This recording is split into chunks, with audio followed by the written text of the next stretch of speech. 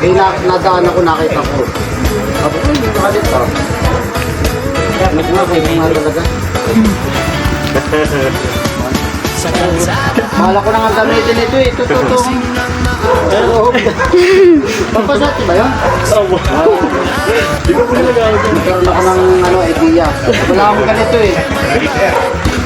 Mga laman. Hindi ko naman yung nawasan. Pinakita ko naman ko sa nag-video ako eh. Yung laman mo. Siya ba talaga?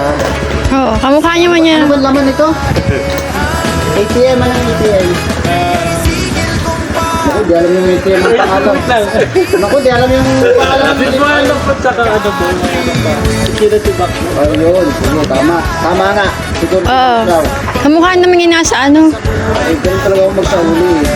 Siyempre, baka mamaya eh, may mag-comment ko sa akin Pinos eh. Uy, naibigay ko na. Okay. Saka meron pa isang card eh. Oh. Ano po yan? Total good po. Okay, tama. Okay, yan. Tama na. Kaya pala sinilanting na yun. Teka pa ka. Mga nataga dito sa amin eh. Pero sa wali ko na oh. Thank you po. Tatong lalaki. Jomel po? Facebook po ba? Sige mo na kahit ano. Marami na ako nakukuha ng mga cellphone na eh. Pinapalik ko eh. Iba talaga dito. Pero taga, ano kayo? Taga saan ka talaga? Ako taga dito. Oh, taga dito ka? Oo. Saan ka Taga bisita mo? Kalis Street lang. Bisita ko lang. Pare, saan ka? Kilias. Sa Kelyas. Nakapag Gemma ako. Ah, Joel Hans. Magkano ka